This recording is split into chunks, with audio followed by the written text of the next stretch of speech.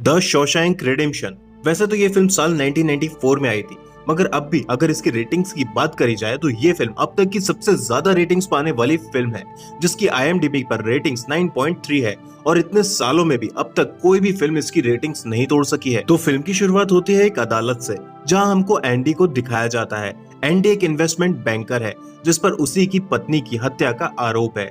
Andy अदालत को ये समझाने की बहुत कोशिश करता है कि उसने अपनी पत्नी का कत्ल नहीं करा है, पर सारे सबूत उसके खिलाफ है और सबूतों के आधार पर ही अदालत एंडी को उम्र कैद की सजा सुना देती है, जिसके बाद एंडी को जेल में डालने के लिए रवाना कर दिया जाता है। वहीं जेल में दूसरी तरफ रेड को दिखाया जाता है। रेड को भी उम्र कैद की सजा हुई थी और उसने अपनी सजा के 20 साल पूरे कर लिए थे और आज उसका कुछ जजों के सामने एक रिव्यू है, और अगर जजेस की टीम को लगता है कि रेड को अब समाज में रखा जा सकता है तो वो उसे रिहा कर सकते हैं। और कैदियों का ये रिव्यू हर 10 सालों में एक बार किया जाता है। और जब रेड जजों की इस टीम के सामने जाता है तो जज उससे पूछते हैं कि तुम अपनी सजा के 20 साल यहाँ गुजार चुके हो, तुम्हें क्या लगता है कि तुम अब सुधर चुके हो? जिस पर रेड कहता है कि मैं पूरी तरह से सुधर चुका हूँ और मैं अपने दिल पर हाथ रखकर ये कह सकता हूँ कि अब मैं बदल गया हूँ और मुझे लगता है कि मैं अब एक शरीफ इंसान की तरह समाज में रह सकता हूँ। पर वहाँ मौजूद सारे जज शायद ये नहीं सुनना चाहते थे और वो रेड की याचिका को खारिज कर देते हैं। रेड जिस जेल में है उस जेल का नाम शॉशैंक है, जो कि एक जानी मानी जेल है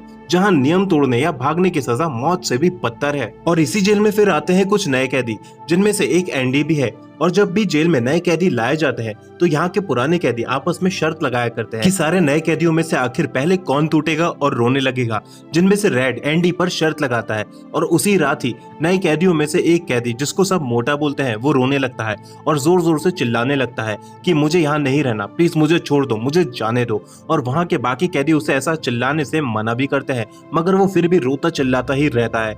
और उसके चिल्लाने की आवाज सुनकर वहाँ का जेलर आ जाता है और वो उसे बहुत मारता है। और इतनी मार खाने के बाद वो मोटा कैदी अधमरा सा हो जाता है और उसे वहां से हॉस्पिटल ले जाया जाता है। जिसके अगले दिन लंच टाइम के दौरान दिखाया जाता है कि रेड शर्त हार गया है और वो जीत गया है, जिसने उस मोटे कैदी पर शर्त लगाई थी। और वो सबसे अपने इनाम की सिगरेट्स मांगता है। दरअसल इस जेल में पैसा नहीं चलता, यहाँ सिगरेट ही पैसा है और जिसके पास जितनी सिगरेट्स है वो उतना ही अमीर है। और अब जीतने वाले कैदी को सबसे सिगरेट्स मिलती है, तभी उसे उस मोटे कैदी की भी याद आती है, क्योंकि उसके कारण ही वो शर्त जीता था। तो उसे वहाँ पता चलता है कि उसे समय पर इलाज नहीं मिल सका और वो तो रात को ही मर गया था। और फिर एक दिन एंडी रेड के पास जाता है। दरअसल रेड पैसों के बदले जेल में लगभग हर तरह का सामान मुहैया कराता है और एंडी रेड से पूछता है कि क्या वो उसे उसकी पसंद की एक्ट्रेस का एक पोस्टर और एक पत्थर की कलाकृति बनाने वाली हथौड़ी लाकर दे सकता है। तो उस पर रेड कहता है कि जेल तोड़ के भागने का प्लान है क्या? जिस पर एंडी रेड से कहता है कि जब वो हथौड़ी आएगी तो तुम खुद उसे देखते ही सब समझ जाओगे।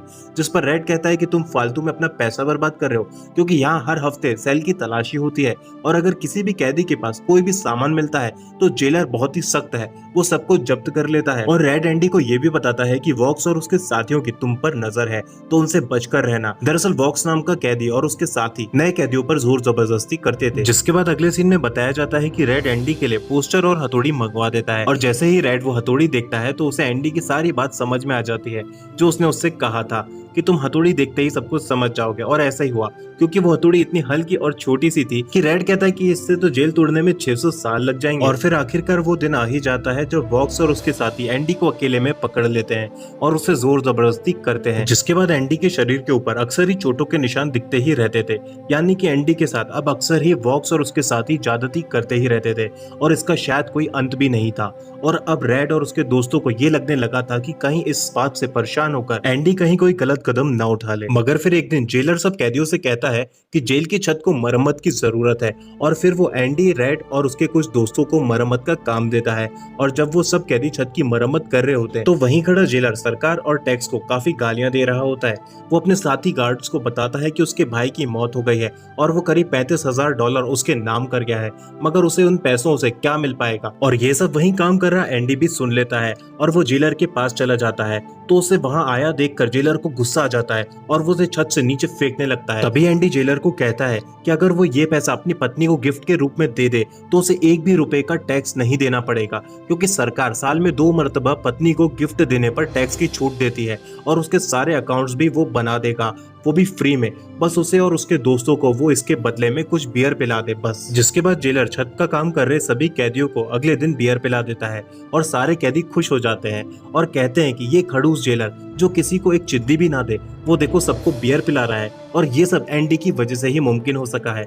जिस पे रेड कहता है कि सच में एंडी में कुछ तो अलग बात है जो उसे बाकी के सारे कैदियों से अलग बनाती है। और फिर तो एंडी के पास एक एक करके जेलर, गार्ड्स और यहाँ तक कि जेल का वार्डन भी अपना सारा अकाउंट्स का काम करवाने लगे थे।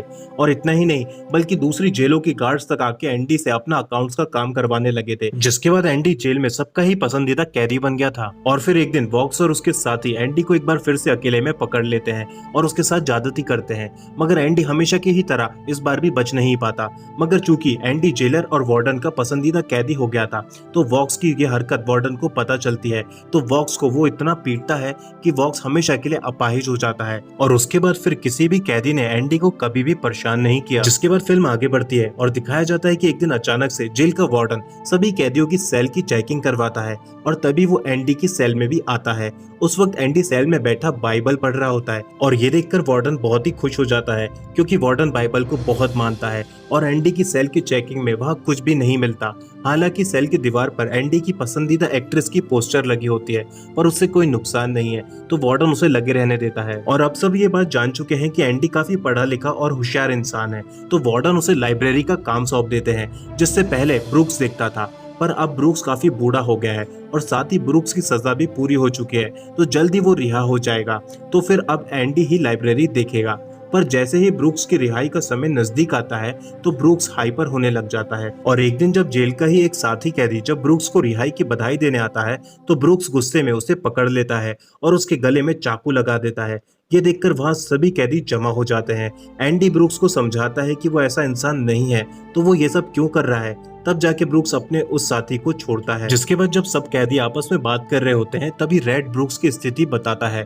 वो कहता है कि जब कोई इंसान अपनी पूरी जिंदगी यही जेल की चार दीवारी में गुजार देता है तो उसके लिए बाहर की दुनिया में फिर कुछ नहीं रह जाता और ये जेल ही उसका घर बन जाता है। और यहाँ आपका कुछ अस्तित्व है और सब आपको जानते हैं, आपकी रिस्पेक्ट करते हैं। पर जेल के बाहर की दुनिया में आपको कोई नहीं जानता, वहाँ आपका कोई अस्तित्व नहीं है। वहाँ बस आप एक थक चुके बूढ़े आदमी हो। बस इसलिए ब्रूक्स रिहा नहीं होना चाहता है। और फिर आखिरकार वो दिन आ ही जाता है जब ब्रूक्स की रिहाई हो जाती है और ब्रूक्स को सरकार की तरफ से रहने के लिए एक घर और वहीं के एक लोकल स्टोर में नौकरी मिल जाती है। पर ब्रूक्स का इस दुनिया में कोई नहीं है और वो जेल के बाहर खुद को बहुत अकेला महसूस करता है और वो फिर से कोई जुर्म करने की सोचता है ताकि उसे वापस जेल में भेज दिया जाए। पर अब वो बूढ़ा हो चुका है और उसमें अब इतनी हिम्मत नहीं है, तो वो अपने घर में ही खुद को फांसी लगा लेता है। वहीं दूसरी ओर दिखाया जाता है कि जब से एंडी ने लाइब्रेरी संभाली है तब से उसने सरकार को चिट्ठियां लिखना शुरू करा था ताकि वो लाइब्रेरी की व्यवस्था अच्छी करने के लिए पैसा भेजे।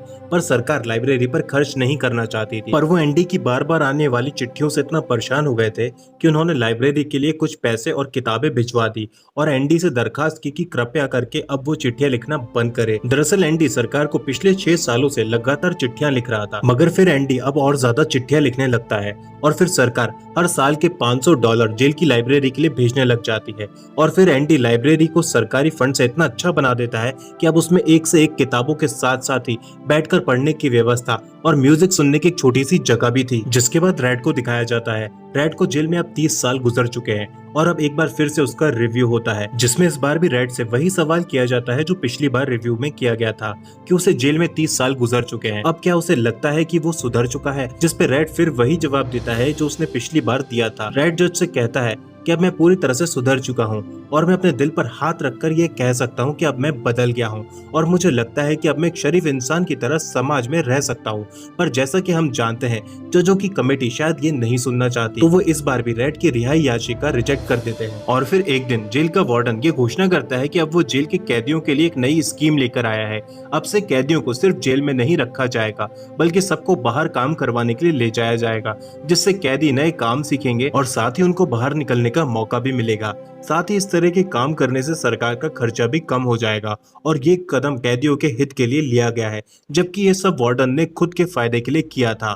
और फिर वो सरकारी टेंडर उठाने लगा, जैसे कि रोड बनाना या इमारत खड़ी करना, और उसे सरकार से लेबर का जितना भी पैसा मिलता वो सारा खुद रख लेता था और कैदियों से वो एकदम मुफ्त में काम करवाता था और इस सब से जेलर ने बहुत पैसा बनाया और उसके सारे पैसे ठिकाने लगाने के लिए उसके पास एक फ्री का अकाउंटेंट एंडी जो था, जो जेलर का अकाउंट एकदम अप टू डेट रखता था और उसके अकाउंट्स का सारा लेखा जोखा जो कि एक डायरी में रहता था, वो डायरी और साथ के कुछ जरूरी डॉक्यूमेंट्स वो अपने सामने ही एंडी से अपनी एक गुप्त तिजोरी में रखवाया करता था और एंडी जेलर के पैसे हमेशा 2 अकाउंट्स में जमा करवाया करता था, जो टैक्स बचाने की एक स्कीम थी। और इसके साथ ही जेलर एंडी से अपने कपड़े इस्त्री और जूते भी पॉलिश कराया करता था। जिसके बाद एंडी रेड को बताता है कि वार्डन के इतने घोटाले हैं कि तुम सोच भी नहीं सकते और उसके पास इतना पैसा आ रहा है जैसे कि उसके पास काले धन की नदियां बह रही हो। तो रेड कहता है कि अगर उसके पास इतना काला धन है तो वो तो जल्दी पकड़ा जाएगा और एक दिन वो हमारे साथ यहीं जेल में बैठा होगा। तो एंडी कहता है कि यही तो मेरा काम है, मैं उसका पैसा दूसरे देशों में जगह जगह इन्वेस्ट करवाता हूँ और उन्हें सारे टैक्स से बचाता हूँ और जब उनका पैसा वापस लौट कर आता है तो वो काला धन सफेद हो जाता है। जिसपे रेड कहता है कि गलत काम तो फिर भी पकड़ा ही जाता है, एक ना एक दिन वो जरूर पकड़ा जाएगा। तो एंडी रेड को बताता है कि ना वार्डन पकड़ा जाएगा और ना वो खुद। तो रेड एंडी से पूछता है कि फिर कौन पकड़ाएगा। तो एंडी कहता है कि ब्रैंडन स्टीवंस। तो रेड कहता है कि ये कौन है। तो एंडी बताता है कि ये कोई नहीं है, बस एक नाम है जिस नाम का कोई शख्स मौजूद ही नहीं है। ये शख्स सिर्फ कागजों में है और इस शख्स की सारी आईडी भी है, जैसे कि birth certificate, driving licence, voter ID और राशन कार्ड भी। और कल को अगर कुछ भी गड़बड़ होता है तो पुलिस इसी शख्स को ढूंढेगी जो दुनिया में कहीं मौजूद ही नहीं है। जिसपे रेड एकदम हैरान रह जाता है और एंडी को कहता है कि तुम्हारा जवाब नहीं, मैंने तो जितना सोचा था तुम उससे भी कहीं ज्यादा होशियार हो यार। जिसपे एंडी रेड को कहता है कि तुम्हें पता है कि जेल के बाहर मैं एक बहुत ही ईमानदार आदमी था और बेईमानी मैंने यहीं आके सीखी है। जिसके बाद एक दिन जेल में कुछ नए कैदी आते हैं, इनमें से एक था टॉम, जो कि चोरी के इल्जाम में कई दफा पकड़ाया था और अब वो 2 साल की सजा काटने के लिए शॉशैंक में आया था। तो एंडी टॉम से कहता है कि वो इतनी दफा पकड़ाया है जिसका मतलब कि वो चोरी में अच्छा नहीं है और उसे अब अपना काम बदल लेना चाहिए। दरअसल टॉम की बीवी और एक बच्ची भी थी जिनके लिए वो कुछ करना चाहता था, पर उसे चोरी के अलावा कुछ और नहीं आता था। और अगले सीन में बताया जाता है कि टॉम एंडी के पास आके उससे कहता है कि वो पढ़ा लिखा नहीं है मगर वो पढ़ना चाहता है और जिंदगी में अब कुछ बनना चाहता है और वो एंडी को उसे पढ़ाने के लिए कहता है। तो एंडी उसे कहता है कि अगर दिल लगा के पढ़ोगे तो ही वो पढ़ाएगा। तो टॉम एंडी को कहता है कि वो दिल से पढ़ेगा, पर उसे जरा भी पढ़ना लिखना नहीं आता और फिर एंडी टॉम को शुरू से पढ़ना लिखना सिखाता है और टॉम भी धीरे धीरे सीखने लग जाता है। और ऐसे ही कई दिन बीतते चले जाते हैं और फिर टॉम का एग्जाम आता है और अपना एग्जाम देने के बाद टॉम रेड के पास जाता है और पूछता है कि एंडी इतना अच्छा इंसान है, पढ़ा लिखा भी है, तो वो यहाँ क्या कर रहा है। तो रेड उसे बताता है कि बाहर एंडी एक बैंकर था और उसने उसकी वाइफ और उसके प्रेमी को गोली मारकर हत्या कर दी थी। पर इस बात पे टॉम को यकीन नहीं होता और वो कहता है कि एंडी जैसा इंसान कभी किसी की जान नहीं ले सकता। मगर इतना कहते ही टॉम को एकदम से कुछ याद आ जाता है और वो बताता है कि एंडी तो बेगुनाह है, जिसने ये मर्डर किया है वो उसे जानता है। और वो बताता है कि आज से करीब 4 साल पहले जब वो एक जेल में था तो वहाँ पर एक ब्लैक नाम का कैदी था जिससे उसकी अच्छी दोस्ती हो गई थी और वो बहुत बोलता था, उसके पेट में कभी कोई बात नहीं बचती थी और वो उसे अपनी सारी बातें बता दिया करता था। और ये बात भी उसी ने उसे बताई थी कि एक रात में वो एक घर में चोरी करने घुसा था पर घर का मालिक जग गया और वो उसे मारने पीटने लगा। तो उसने उसे और उसकी गर्लफ्रेंड दोनों को ही गोली मार दी और उसकी गर्लफ्रेंड किसी बैंकर की बीबी थी। और सबसे मजेदार बात तो ये है कि कोर्ट ने उसी बैंकर को ही जेल में डाल दिया और इतना कह के ही वो बहुत जोर जोर से हंसने लगा था। पर अब जब टॉम ने एंडी की वाइफ के कातिल के बारे में बता ही दिया तो एंडी को जेल से छूटने की एक उम्मीद जगी और एंडी ने जाके सारी बात वार्डन को बताई। तो वार्डन ने एंडी की बातों पर यकीन नहीं करा। तो एंडी ने वार्डन से कहा कि आप मेरे लिए एक बार ऊपर बात तो करिए और अब तो हमारे पास गवाह भी है और मैं बाहर जाके कभी भी किसी को आपके अकाउंट्स के बारे में कुछ नहीं बताऊंगा, सच्ची। और ये बात सुन के तो जैसे वार्डन आग बबूला हो जाता है और वो एंडी को काल कोठरी में डलवा देता है। जिसके बाद फिल्म सीधा 1 महीने आगे बढ़ती है और अब भी एंडी को काल कोठरी से निकाला नहीं गया है। तभी एक दिन टॉम के दिए एग्जाम का रिजल्ट आता है और एक सिपाही जो एंडी को खाना देने जाता है वो एंडी को बताता है कि बच्चा पास हो गया है। और ये बात सुन के तो एंडी बहुत ही ज्यादा खुश हो जाता है। जिसके अगले ही सीन में दिखाया जाता है कि वार्डन टॉम को जेल के बाहर ग्राउंड में मिलने के लिए बुलवाते हैं और वहीं उसे गोली मार देते हैं और ऐसा दिखाते हैं कि जैसे वो जेल तोड़ के भाग रहा था, इसलिए उसे रोकने के लिए उस पर गोली चलानी पड़ी। और फिर अगले दिन वार्डन एंडी के पास जाता है और उसे बताता है कि टॉम भाग रहा था तो उसे मार दिया।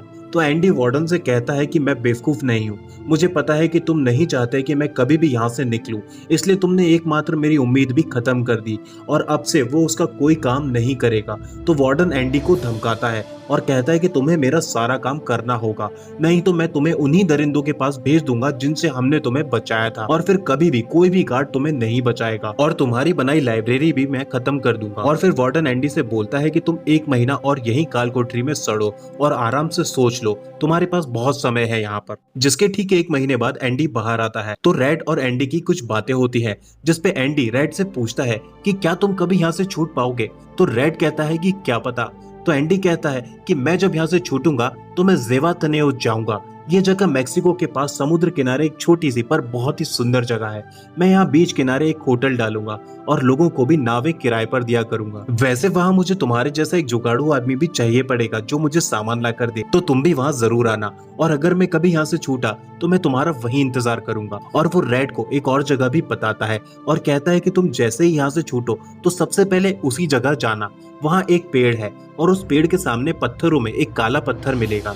मैंने उसी पत्थर के नीचे एक बॉक्स छुपाया है, तुम वो बॉक्स ले लेना और उसमें जो भी हो उसे रख लेना। पर रेड के बहुत पूछने के बाद भी एंडी उसे नहीं बताता कि आखिर उस बॉक्स में क्या है। वो कहता है कि जब तुम जाओ तो खुद ही देख लेना। जिसके बाद एंडी की ऐसी मायूसी भरी बातें सुनकर रेड और बाकी सबको एंडी की चिंता होती है। सबको लगता है कि एंडी कहीं कोई गलत कदम ना उठा ले, कि तभी उन्हीं में से एक कैदी बताता है कि एंडी उससे रस्सी मांग के ले गया था, कहीं वो सच में तो कुछ गलत नहीं कर लेगा। और फिर रेड रात भर एंडी की चिंता में जागता ही रहता है और जैसे ही सुबह होती है तो सभी कैदी अपनी सेल से बाहर निकलते हैं, मगर एंडी बाहर नहीं निकलता। तो जेलर और सिक्योरिटी वहां पहुंचती है तो एंडी सेल में ही नहीं होता। वार्डन एंडी के दोस्त रेड से कहता है कि तुम उसके दोस्त हो, तुम्हें तो पता ही होगा कि एंडी कहाँ है। मगर रेड को तो कुछ भी नहीं पता था, वो खुद शॉक्ड था। और फिर वार्डन को पता चलता है कि जिस पोस्टर को उसने लगाने की कभी परमिशन दी थी, एंडी ने उसी के पीछे से सुरंग खोदी थी और नाले के रास्ते से वो वहां से भाग निकला था। जिसके बाद फिल्म फ्लैशबैक में जाती है और एक दिन पहले का सीन दिखाया जाता है जब एंडी ने वार्डन के अकाउंट्स का काम करके हमेशा की तरह 2 डिपॉजिट्स वार्डन को बैंक में जमा करने के लिए देता है। मगर जब लॉकर में डॉक्यूमेंट्स और अकाउंट्स की डायरी रखने की बारी आती है तो एंडी उसमें ठीक डायरी जैसी दिखने वाली एक किताब रख देता है, जिसका पता वार्डन को नहीं चल पाता। मगर यहाँ खेल खत्म नहीं होता, बल्कि अब तो एंडी को बैंक में बैठा दिखाया जाता है। एंडी बैंक में ब्रेंडन स्टीवंस बन के जाता है, जिसे एंडी ने पेपर्स में ही वार्डन का पार्टनर बनाया था और जिस नाम का कोई शख्स दुनिया में था ही नहीं। मतलब कि यहाँ पे एंडी ने वार्डन के साथ गेम खेला था और एंडी का प्लान था कि वो खुद ब्रेंडन बनके एक नई आईडी के साथ जिएगा जिसका कोई क्रिमिनल रिकॉर्ड है ही नहीं और वो वार्डन का बिजनेस पार्टनर है। और फिर एंडी जो अब ब्रेंडन है वो ब्रेंडन के बैंक अकाउंट से अब तक का सारा डिपॉजिट हुआ करोड़ों रुपए निकाल लेता है और वहां से पैसा लेकर चला जाता है। और फिर वार्डन के अकाउंट्स की सारी जानकारी भी इनकम टैक्स डिपार्टमेंट को भिजवा देता है, जिसके अगले ही दिन वार्डन की सारी पोल पट्टी न्यूज़पेपर में छपती है। तो वार्डन तुरंत अपना लॉकर खोलता है क्योंकि उसी में सारे अकाउंट्स और सबूत है। मगर वहां अकाउंट्स की डायरी तो थी ही नहीं, बल्कि वहां तो बाइबल रखी थी, जिसे वार्डन खोलता है तो उसमें हथौड़ी के आकार के पन्ने गायब दिखते हैं और उसे समझ आता है कि इसी में एंडी ने हथौड़ी रखी थी। मगर इससे पहले कि वार्डन ज्यादा कुछ समझ पाता, वहां इनकम टैक्स के अफसर और पुलिस आ जाती है और वार्डन पकड़ाए जाने के डर से खुद को ही गोली मार लेता है। जिसके करीब 1 साल बाद ही वापस से कैदियों के रिव्यू का समय आ जाता है और रेड वापस से जाकर जजों के सामने बैठता है। फिर जज उससे वही सवाल करते हैं कि तुमने अपनी सजा के 40 साल यहाँ गुजार लिए हैं, क्या तुम्हें लगता है कि अब तुम सुधर गए हो? जिस पर रेड अब की बार जवाब देता है कि 40 साल सुन के ऐसा लगता है कि कितना समय गुजर गया है, पर अब मुझे इस बात से फर्क नहीं पड़ता कि आप मुझे छोड़ते हैं या नहीं।